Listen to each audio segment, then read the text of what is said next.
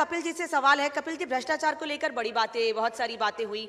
एक ऐसी पार्टी में नाम नहीं लूंगी, देश को मजबूत करने की बात, आम जनता की बात करते करते राष्ट्र की बात कर रहे थे और खुद को शहीद बता रहे हैं, और ये कह रहे हैं कि भाई हम देश के लिए जेल जा रहे हैं, हम देश की जनता के लिए जेल जा रहे हैं, हमें जितना प्रताड़ित किया जा रहा है। नाम नहीं लिया मैंने, समझ सब गए होंगे आप मैं किसकी बात कर रही हूँ।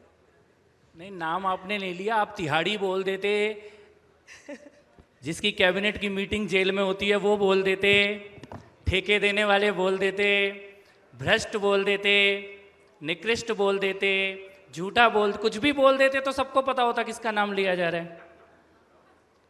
भाई मैं केवल एक बात कह सकता हूं कि शुरुआत कहां से हुई थी। फर्स्ट रेजिग्नेशन देन इन्वेस्टिगेशन, हम भी थे वहां पर, हमने भी लगाए थे वो नारे। लेकिन आप इस देश के ऐसा पहला राजनीतिक दल बन गए जिसने 1.5 साल जेल में बैठे व्यक्ति को कैबिनेट में बैठा के रखा। आपका देश का अकेला ऐसा राजनीतिक दल जिसका विधायक जेल में, मंत्री जेल में, सांसद जेल में और मुख्यमंत्री का RAC 1, वेटिंग लिस्ट 1, कभी भी कंफर्म हो सकती है तिहाड़ की।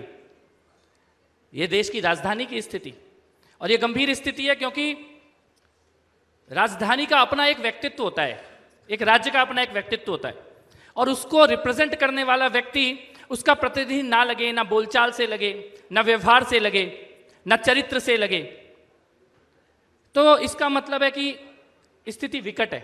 और ये दिल्ली ने इसकी कीमत चुकाई। दिल्ली ने इसकी कीमत कोरोना काल में चुकाई। दिल्ली ने इसकी कीमत आज चुका रही है, जब पॉल्यूशन का ये जो बादल दिल्ली की तरफ आ रहा है और ये कहा जा रहा है कि हमारे पास इसका कोई डेटा ही नहीं है, हमारे को तो जानकारी नहीं है इसका सोर्स क्या है। अगर आपको सोर्स पता नहीं है तो आपने वो करोड़ों के विज्ञापन क्यों छापे जब आपने साफ हवा का अचीवमेंट अपनी सरकार के नाम पर दिया? क्योंकि आपको तो पॉल्यूशन का सोर्स ही नहीं पता। और अगर आपको सोर्स नहीं पता तो आपने पंजाब के चुनाव से पहले वो पराली वाली पोटली का 16 करोड़ का विज्ञापन अखबार में क्यों छापा कि हमारी ये पोटली है, ये पोटली डालो और पराली का पॉल्यूशन बंद। अब कहां गई वो पोटली? अब तो पंजाब में भी यही हो, दिल्ली में भी आप हो।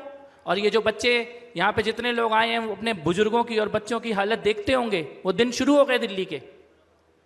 मास्क हमारी डे टू डे लाइफ का हिस्सा बन जाएगा अगले 4 महीने के लिए, और आपको पॉल्यूशन का सोर्स नहीं पता, लेकिन दिवाली के पटाखों पे बैन लगाने में आपको 1 मिनट लगता है।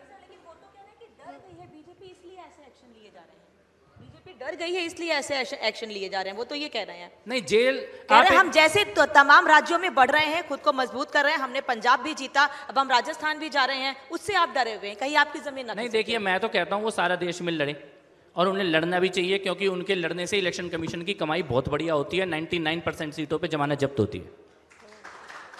तो मैं तो चाहता हूं लड़े। लेकिन देखिए आप एक बात बताओ, शराब घोटाले में, पूरे शराब घोटाले में शिकायत करने वाला भाजपा का है क्या? नहीं। गवाही देने वाला भाजपा है क्या? नहीं। जो सरकारी गवाह वो भाजपा का है? नहीं। कौन है वो लोग? वो लोग हैं जिनके साथ आपके डिनर करते हुए फोटो है, जिनके साथ आप बर्थडे पार्टी मना रहे हो, जिनको आप सांसद के तौर पर लेटर इश्यू कर रहे हो कि इनसे अच्छा चरित्र का मैंने कोई व्यक्ति नहीं देखा। शराब घोटाले की शिकायत करने वाले इनके लोग हैं, गवाह इनके लोग हैं, सरकारी गवाह इनके लोग हैं, डिजिटल रिकॉर्ड जिन्होंने दिया वो इनके लोग हैं। और आतिशी ने जो बोला, मैं आज इस सदन के सामने ये बात ऑन रिकॉर्ड कहना चाहता हूं, क्योंकि कई बार मीडिया के माध्यम से ये बात सामने नहीं आती। आतिशी ने क्या बोला कि पैसा नहीं मिला। पैसा कहां मिला? मैं बताता हूं पैसा कहां मिला। पैसा मिला 20% के शेयर सर्टिफिकेट में जो विवेक त्यागी के नाम पर है। यानी कि शराब माफिया की कंपनी का 20% का शेयर किस आदमी के पास है? जो संजय सिंह का झोला लेके चलता है उसके साथ। अगर आप रात को 12 बजे संजय सिंह के घर जाते और बेल बजाते, दरवाजा खोलता विवेक त्यागी।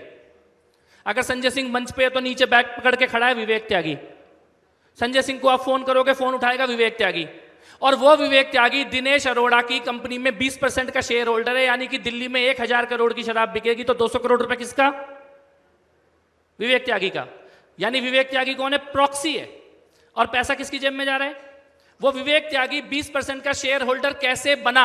इसका जवाब दे दे आतिशी मार्लिना या केजरीवाल, हम बता देंगे पैसा कहां है। कागज पे है पैसा, व्हाइट।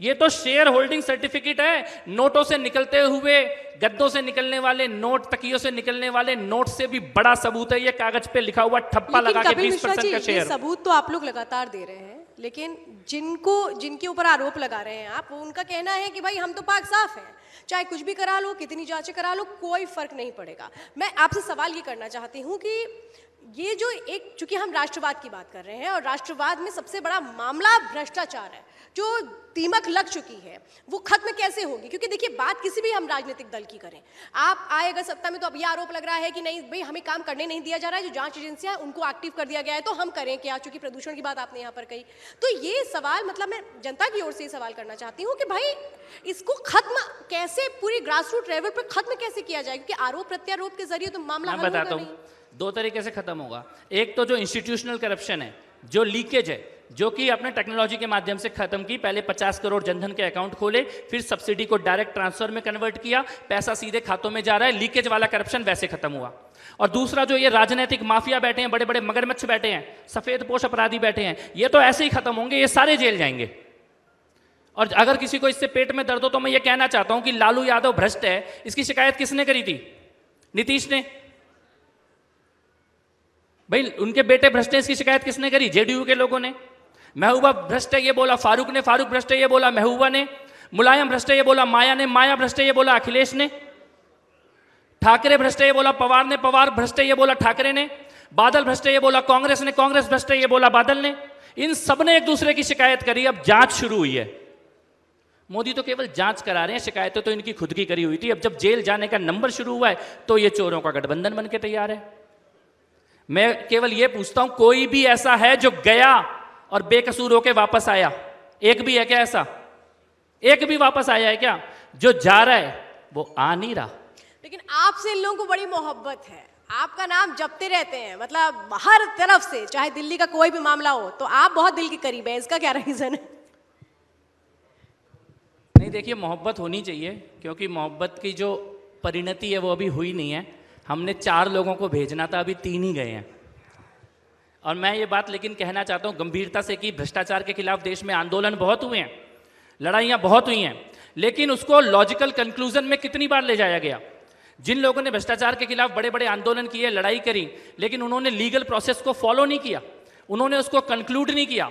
जिनके खिलाफ भ्रष्टाचार के मामले उठाए उनको लॉजिकल एंड तक लेके नहीं गए। लेकिन इस देश में हमारी आंखों के सामने दिल्ली में ये भ्रष्टाचार के खिलाफ जो हमारी लड़ाई है, 2017 में हम लोगों ने ये लड़ाई शुरू की थी, दिल्ली वालों ने ये लड़ाई शुरू की थी, और देश की पहली एंटी करप्शन फाइट है ये। जिनके खिलाफ शुरू हुई थी वो लॉजिकल एंड में एक एक करके वो सब जेल में जा रहे हैं। हमने 2017 में बोला था मनीष, सत्येंद्र और केजरीवाल, तीनों की अंतिम गति तिहाड़ जेल होगी, और 3 में से 2 आज तिहाड़ जेल के अंदर है। मुझे लगता है भ्रष्टाचार के खिलाफ चली देश की कितनी लड़ाइयों में शायद ये पहली लड़ाई है जो अपने लॉजिकल एंड की तरफ जा रही है। और इसका एप्रिसिएशन होना चाहिए कि लोगों ने इस लड़ाई को कानून के माध्यम से भी लड़ा, केवल नारों के माध्यम से नहीं लड़ा।